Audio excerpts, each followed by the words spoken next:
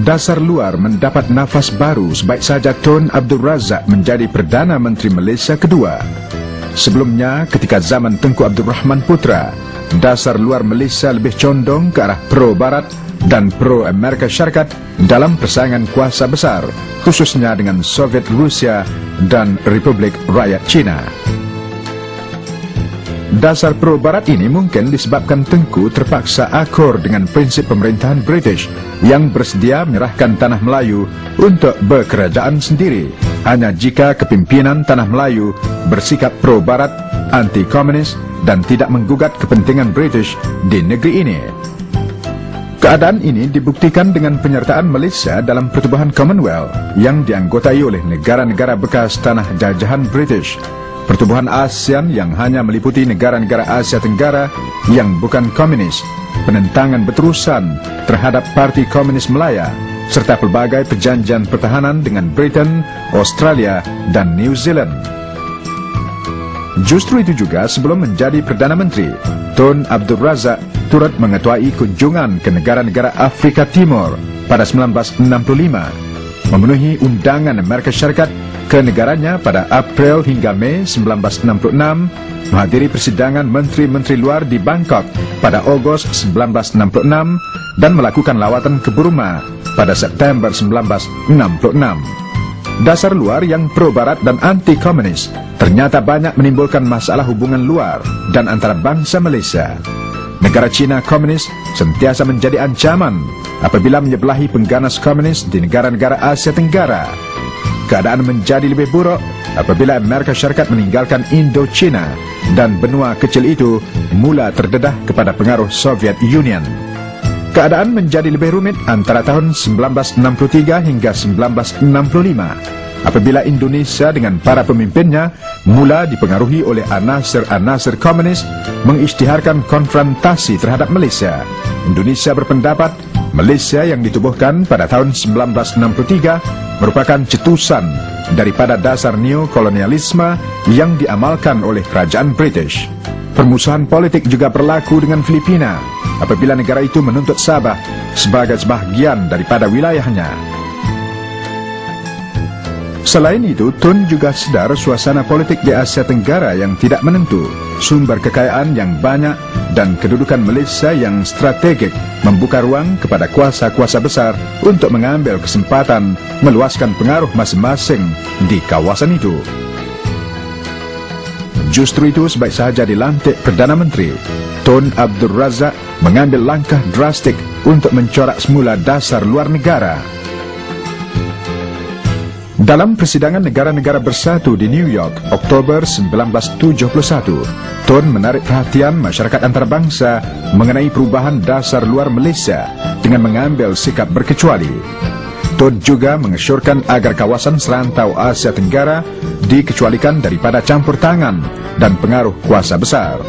Saranan Tun serta perubahan dasar luar Malaysia ternyata mendapat sokongan padu ke semua negara anggota ASEAN. Pada 27 November 1971, konsep kawasan aman, bebas dan berkecuali di Asia Tenggara atau ZOFAN diisytiharkan di Kuala Lumpur melalui satu memorandum dikenali Perisytiharan Kuala Lumpur.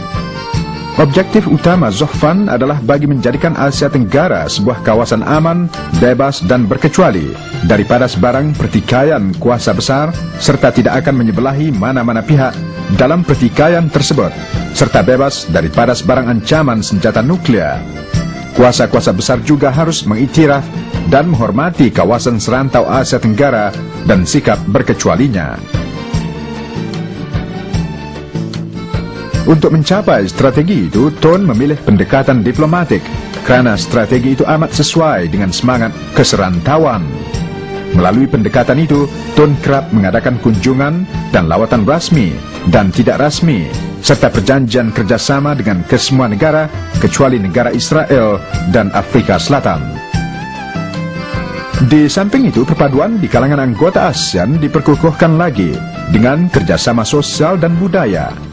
Menurut Tun, sokongan antarabangsa terhadap sesuatu isu akan menjadi lebih mudah jika dibuat secara kolektif dengan negara-negara ASEAN, seperti bantahan ke atas pencerobohan Vietnam terhadap Kampuchea dan masalah orang-orang pelarian. Demikian juga dalam kerjasama ekonomi negara-negara anggota, termasuk dasar kemudahan tarif, kemudahan GSP, dan pelaksanaan projek-projek lainnya. Pada zaman Tun juga, Malaysia turut menganggotai pertubuhan negara-negara berkecuali. Keadaan ini membantu Malaysia mengadakan hubungan diplomatik dengan bukan saja negara-negara demokrasi di dunia, malah negara-negara komunis termasuk Rusia. Melalui usaha beliau, Malaysia berjaya mendapatkan pengiktirafan mengenai dasar berkecuali dan dasar Zohvan ASEAN.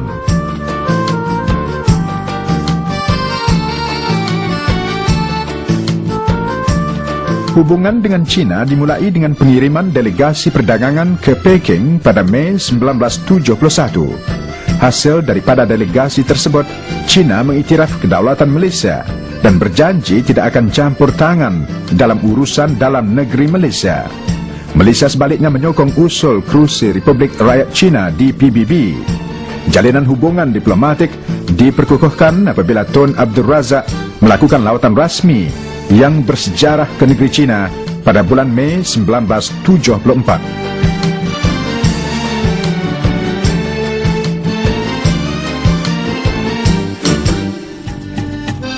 Tun juga turut memantapkan hubungan dengan negara-negara dunia ketiga, khususnya negara-negara Afro-Asia dan negara-negara Islam. Perhatian Tun terhadap keamanan negara-negara ini jelas apabila pada September 1973 beliau menghadiri persidangan pertubuhan negara tersebut di Afrika Utara. Beliau turut menyarankan agar setiap negara anggota bergabung tenaga agar menjadi satu kuasa yang kuat untuk dipergunakan dengan cekap sumber alam dan mendapatkan pembahagian peluang ekonomi yang adil bagi rakyat masing-masing. Sementara itu pada 23 Mac 1970, beliau mengetuai rombongan Malaysia ke persidangan pertama Menteri-Menteri Luar Islam di Jeddah, Arab Saudi. Dalam persidangan ini, Malaysia diberikan penghormatan mencalonkan Tengku Abdul Rahman sebagai Setiausaha Agung Pertubuhan Negara Islam yang baru. Tun juga telah merasmikan pembukaan persidangan bagi pelancaran Pertubuhan Berita Islam INA di Kuala Lumpur pada 16 Ogos 1972.